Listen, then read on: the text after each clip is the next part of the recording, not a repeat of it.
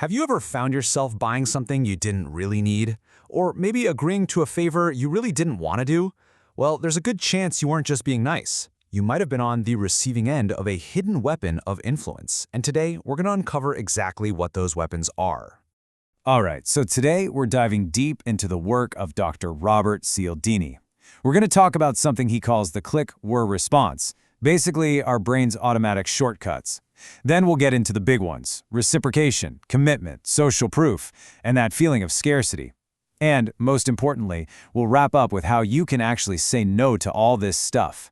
Okay, let's jump right in. Okay, so first things first, let's talk about our brain's shortcuts. I mean, think about it. We are absolutely bombarded with choices every single day, right? From what to eat to what to click on. We just don't have the time or the mental energy to sit and analyze every single decision from the ground up.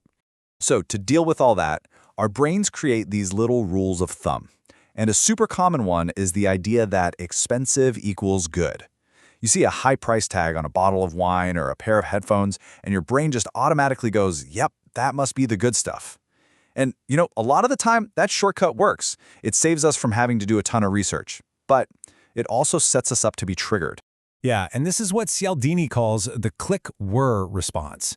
It's like an old tape player. Something happens, that's the click, and it immediately plays a pre-recorded tape of behavior. That's the whir. It's totally automatic, almost robotic.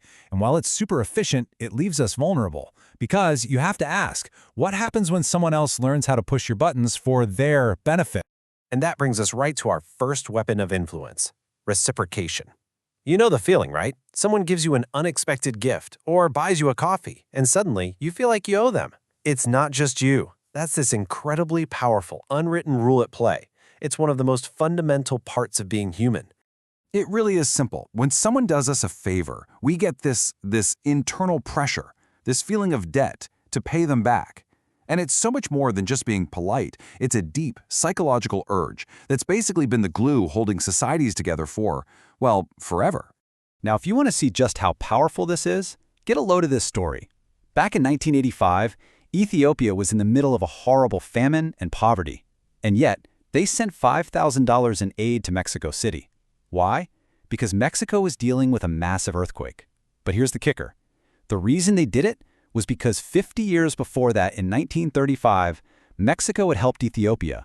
So even in their own moment of crisis, they felt this overwhelming need to repay the debt. That's just incredible. It shows you this rule goes beyond time, beyond distance, beyond just about anything. So we've talked about the debt we feel to other people, but what about the debt we feel to ourselves? This brings us to the next big principle: commitment and consistency. This is our almost obsessive need to be consistent with the things we've already said or done. The minute we take a stand on something, there's this huge internal pressure to stick with it. And this drive is a huge motivator. It's another one of those mental shortcuts, right? If you're consistent, you don't have to constantly rethink everything. It makes life easier. It also makes us look and feel reliable, rational. But, and this is a big but, that very desire is what can be used to trap us. A perfect example of this is the classic foot-in-the-door technique. It works like this. Someone starts by asking for a tiny, easy favor. Maybe it's just signing a petition. You do it, no big deal. But that small act starts to change how you see yourself. Hey, I'm the kind of person who supports safe driving. So when they come back later and ask you to put a huge ugly sign on your lawn, well, you're much more likely to say yes, just to stay consistent with that new identity. This beach towel experiment is just fantastic for showing this in action. So picture this. A researcher on a beach leaves their radio on a towel and walks off. A thief comes and grabs it. Guess how many people step in? Only 4 out of 20. Pretty low. But now they change one little thing. The researcher first asks their neighbor, hey, would you please watch my things? Everyone says sure. Now, when the thief strikes, 19 out of 20 people jump up and chase them down. That tiny verbal commitment completely flipped the script. It made them feel responsible, and they had to act on it. All right, next up, social proof. So, have you ever done something just because it seemed like everybody else was? Like choosing the restaurant with a huge line outside instead of the empty one next door? Or buying a product just because it has thousands of 5-star reviews? Yep, that is the power of social proof in action. Basically, social proof is this idea that we look to others to figure out how to behave. We see a lot of people doing something, and our brain shortcut is, well, that must be the right thing to do.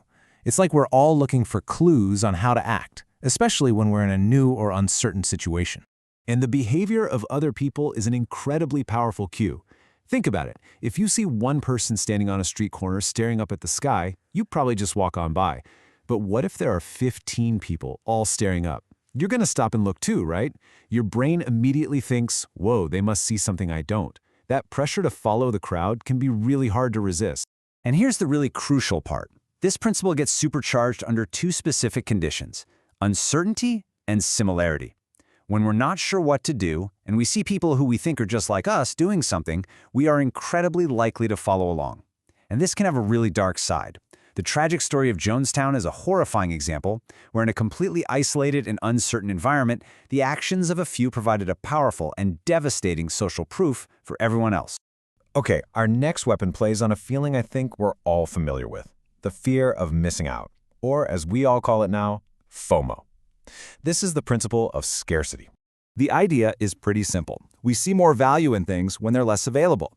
This is exactly why you see things like limited time offer or only 2 left in stock everywhere. It triggers that fear of loss. The thought of losing an opportunity feels way more powerful than the thought of gaining something of the same value. It creates this urgency that makes us act now. And get this isn't something we learn. It seems to be hardwired into us from the time we're toddlers. In one study, they put 2 toys in a room. One was easy to get, the other was behind a barrier. And guess which one the toddlers wanted? Yep, the one that was harder to get. The moment our freedom to have something is restricted, our desire for it just explodes. It's a reaction against being controlled, and it's called psychological reactance. It's a huge reason why scarcity works so well. Okay, so we've learned about all these powerful, kind of scary weapons of influence. So the big question is, how do we fight back? How do we defend ourselves? Now, the point isn't to just reject everything, because these shortcuts are genuinely useful sometimes. The trick is to know when they're being used on you to manipulate.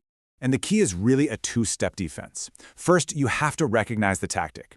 You need to get good at noticing that little surge of emotion, that feeling of panic from a limited time deal, that pull to just go along with the crowd. That's your alarm bell. Once you feel it, the second step is to just pause. Ask yourself, do I actually want this thing for what it is, or am I just getting swept up in the tactic? That pause is everything. It gives your logical brain a chance to catch up with that automatic click, whir reaction. Really, the biggest takeaway from all of this is just awareness. Once you understand these principles, you start seeing them everywhere, in advertisements, on social media, in conversations. And that knowledge is power. It lets you step back, make more conscious choices, and not get so easily manipulated. It really does make you a better decision maker. So the question for you is, now that you know what to look for, which of these weapons have you already seen in action today? Think about it. The next time you feel that little push to buy something or that pull to agree, you'll know exactly what's happening. Thanks for joining us for this explainer.